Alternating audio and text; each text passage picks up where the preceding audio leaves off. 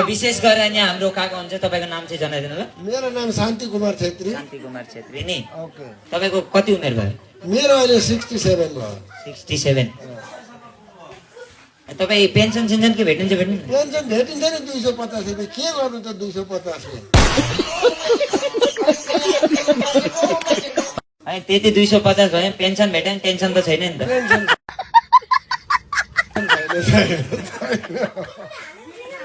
Pension भेट्यो भने tension चाहिँ छैन है प्रभु। छैन नि। छैन। कस्तो लाग्दैछ तपाईँलाई यत्रो ठुलो खालको तालपुजा? यो त के हो एकदम कृष्ण भगवानको अगाडि नै गए जस्तो लाग्दैछ।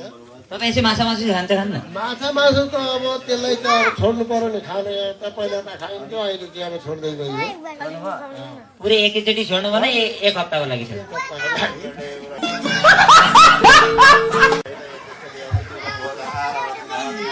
एक हप्ताको लागि छोड्नु।